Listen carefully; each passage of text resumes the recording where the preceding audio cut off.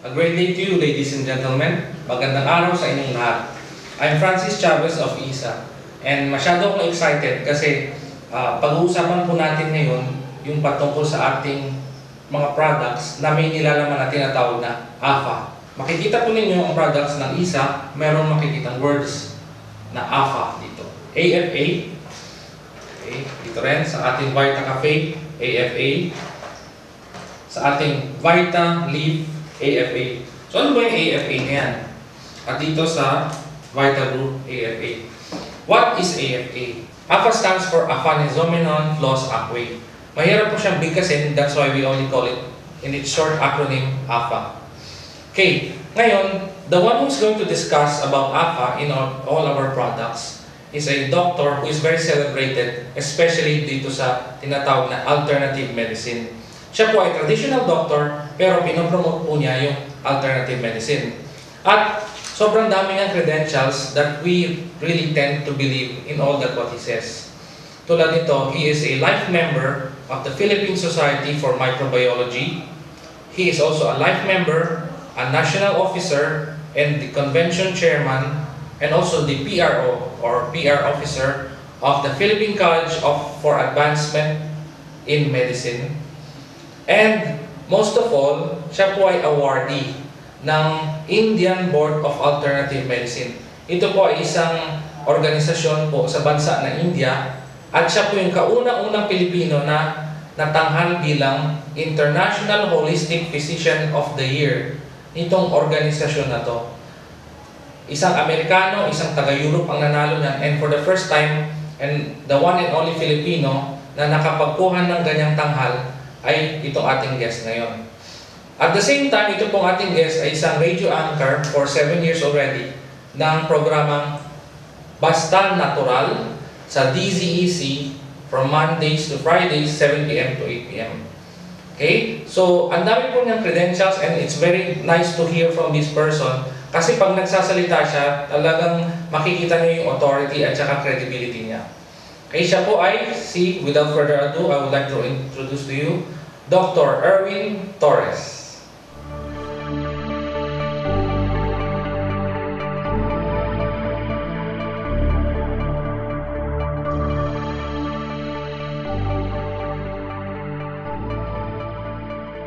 Nung mga nakaraan pa, talagang sikat na dito sa atin yung mga green products.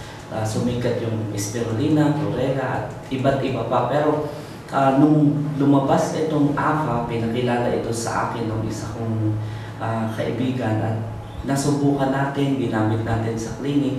Napakaganda ng resulta. So, kilala ang AFA na pampalakas ng immune system. Pero yun ang laging natatanong sa atin, ano ang kaibahan ng AFA sa spirulina? So, ano yung ginagawa nito sa ating katawan? Kung titingnan natin, ang AFA, itong mga green products at spirulina, sumisikat dahil dun sa kanilang chlorophyll content. At maraming mga company ang nagbebenta ng ganitong mga products. Kung ipapagkumpara natin, ang AFA ay napaka-superior compared sa spirulina kung pag-uusapan ang chlorophyll content. Kasi for every 10 grams ng green products, let's say AFA and spirulina, sa spirulina, meron siyang around 115 milligrams ng chlorophyll. Ngayon, kung AFA, nasa halos 300 milligram, ganun kataas, so more than 200% ang component ng chlorophyll. So, kilala natin ang chlorophyll sa detoxification ng ating katawan. Kasi ngayon, ito yung talagang kailangan natin, yung pagdidetox. So, maganda yung effect ng AFA sa ating katawan in terms of detoxification. At the same time, kung titingnan yung mga component like yung carotenoids, napakaganda ng component ng AFA. Although kung titingnan natin sa carotenoids effect, depende ito sa pag-harvest kasi yung AFA hindi ganun ka bilis yung kanyang pag-harvest. So yung carotenoid component nito ay mas maganda compared sa spirulina dahil sa yung processing niya, yung freeze drying, mas mabilis siya na nabipreserve Kaya mas napapakinabangan at mas maganda yung effect sa ating katawan. At madaming mga research, kung titingnan yung mga research about sa immune system, napakarami ng ginawa na tungkol sa APA. Halimbawa, kung pag-uusapan yung sa mga stem cells, kasi sumikat din ang APA before na ginamit nga nila as parang stem cell, pero as a stem cell enhancer, meron siyang mga growth factor na nakakatulong para yung ating NK cells or natural killer cells ay ma-enhance. So sa mga study na ginawa, yung APA sa NK cells, nakita yung migration effect. So mas maganda yung effect ng APA compared sa spirulina. So walang direct effect ang spirulina sa ating NK cell migration. Kung pag-uusapan yung macrophage activity, merong polysaccharide ang spirulina na nakaka-stimulate ng activity ng macrophages, pero yung potency nito is just 1/4 lang compared sa potency ng nandun sa APA. Kasi nakita na ang bilis maka-stimulate ng macrophages at ito'y napaka-importante sa ating immune response. So dun sa lymphocytes, sa ating mga T-cell, yung mga immune cells, talagang mabilis ang effect sa APA compared sa spirulina na walang effect sa lymphocyte mobilization. Kung pag-uusapan yung effect sa free radical production, napakabilis ng epekto ng APA compared sa spirulina. Kaya nga, masabi natin ang APA ang greenest foods na available ngayon. Madaming mga epekto ang nakita ko sa APA kasi dati gumagamit din ako ng spirulina nung wala pa yung APA. Ako, way back high school, college days, umiinom ako ng spirulina. Pero nung na-encounter ko yung APA, talagang nakita ko yung magandang epekto nito. Kung pag-uusapan yung mga anti-inflammatory properties, napakabilis na makatanggal ng inflammation. May mga study about phycocyanin component ng APA na ito'y napakaganda na isang potential na COX-2 inhibitor. So ito yung napakagandang anti-inflammatory remedy. So yung phycocyanin component ng spirulina hindi ganun kaganda kasi laging nakadepende tayo kung tingnan natin yung mineral component ng dalawa superior ng halos more than 200% yung APA compared sa spirulina. Sa iba pang mga study na ginawa, like sa lipid profile natin, maganda yung epekto ng APA, although pareho sila na merong omega-3 fatty acids. Kaya lang yung sa spirulina, napakakonti ng omega-3 fatty acids compared dun sa APA. Sa isang study na ginawa sa Harvard, mayaman sa omega-3 fatty acids na ito'y nakakatulong sa prevention ng cardiovascular diseases at dun sa depression, para din dun sa mga may ADHD. Ito yung mga problema natin ngayon, at iba pang mga yung mga inflammatory condition. So madaming mga research at talagang nakita nila na superior talaga yung APA. Ang isang malaking concern natin ngayon ay yung stress. So kung pag-uusapan yung stress, may epekto ito sa ating blood sugar, humihina yung ating adrenal glands, at nakikita natin yung mga iba't ibang mga products ngayon na talagang ang sinasabi nila itong anti-stress, pero walang mga direct studies. Ang APA ay napatunayan na merong PEA, yung phenylethylamine amine, na ito yung anti-stress. It's a natural endogenous modulator ng ating ng ating nervous system, na ito'y nakakatulong para tayo ay ma-relax. So malaking factor na nare-relax tayo dahil sa pag-inom ng APA. Kaya nga napakaganda ng epekto ng APA. So nakita ko sa clinic iba't ibang mga epekto. Yung kaibigan ko ay 12 years na hindi na nag-expect na magkaka-baby. So inintroduce ko sa kanya itong APA para maayos yung kanyang hormones. Hindi niya alam, buntis na pala siya. So talagang sinabi niya na ang nakatulong para maayos yung kanyang hormones ay yung pag-inom ng APA na halos 12 years na inaayos niya sa kanyang ng kanyang OB. So dahil sa pag-inom niya ng APA, ngayon meron na siyang 9 months old na baby, na healthy baby.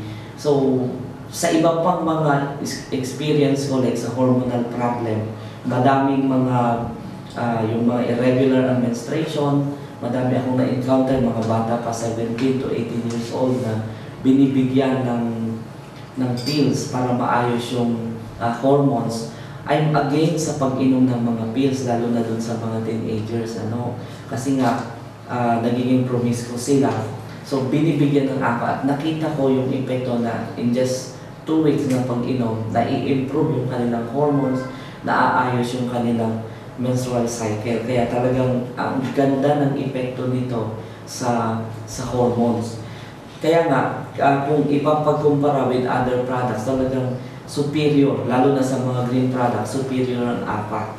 So ito yung recommended ko sa mga hormonal problem, yung mga hindi magkaanak, anti-stress, even sa cancer, even sa may mga immune problems like AIDS. So maganda ito na pang-enhance ng ating immune system. Sobrang busy natin ngayon at alam nyo, talagang yung stress level natin napakataas na. So, alam niyo sa radio program ko, madalas kong i-discuss yung APA, yung iba't ibang mga nutrients na nakakatulong para makontrol natin yung stress. Pero, kung mapapansin nyo, ang dami ngayong mga tea houses na nag-o-offer ng iba't ibang mga products, yung mga coffee shops na alam naman natin na nakakatulong siya, kaya lang matindi yung sugar component.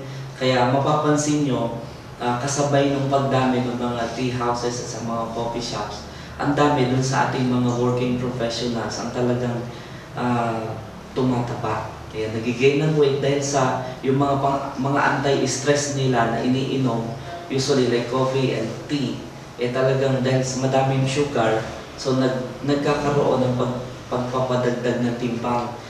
So ang APA bilang isang supplement, bilang isang magandang product, nakita natin maganda siya na ipang-supplement dun sa mga laging busy, dun sa mataas ng stress level. Kaya lang, kung mahilig kayong uminom ng tea, like ngayon, sikat na sikat yung milk tea. Alam nyo, kahit sa ibang mga bansa like Hong Kong, Singapore, talagang gustong-gusto nila yung milk tea. So dito sa atin, nag-i-start na rin na magustuhan ito. Kaya lang, ang concern natin sa milk tea, yung masyadong matamis. So mas maganda ito nga dahil sa inilaunch ng company itong bagong product nila na merong APA. So it's a milk tea with APA powder. Itong Vita Leaf. At napakaganda nito dahil sa nandun yung APA effect na anti-stress, nandun yung mga minerals, yung mga enzymes na makakatulong para tayo ay malakas yung katawan natin. At the same time, merong memory enhancing effect yung APA. So maganda yung combination, maganda yung synergy ng milk tea with APA, at makikita nyo rin na kahit matamis siya, wala kang okay yung sugar content niya, hindi siya yung harmful na sugar. So it's a maltodextrin na it's a healthy sugar alternative.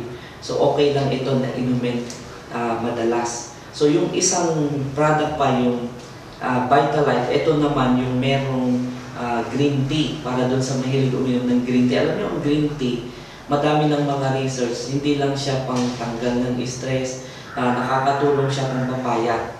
So may epekto din siya sa ating cardiovascular system, nakakatulong pampababa ng cholesterol.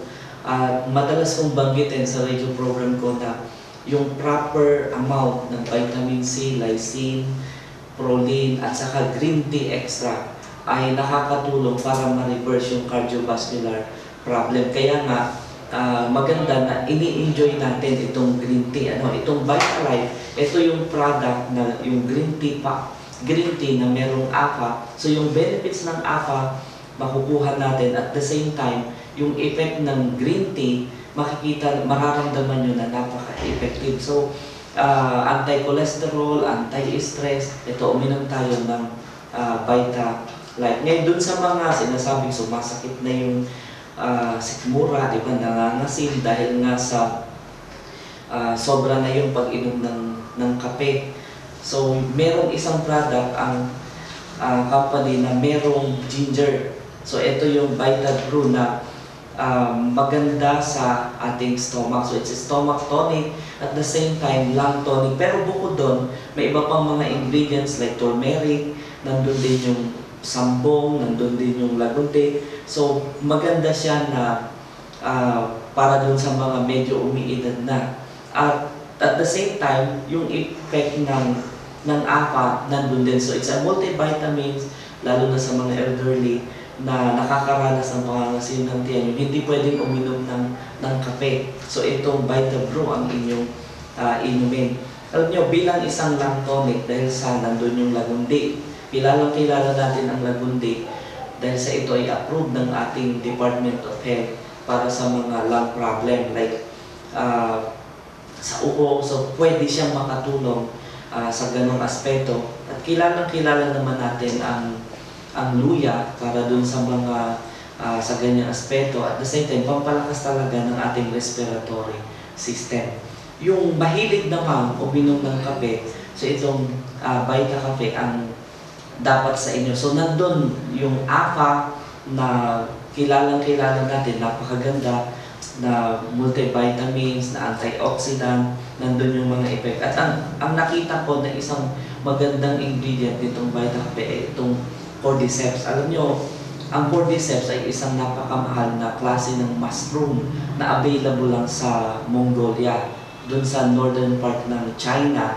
At ito ay nakakatulong. Ito lang yung klase ng mushroom na bukod sa pampalakas ng immune system, nakakatulong para mag-regenerate ng ating mga kidneys. So okay ito na inumin kahit na meron kayong kidney problems. So bukod pa dyan, yung mga sugar na ginagamit, hindi ganon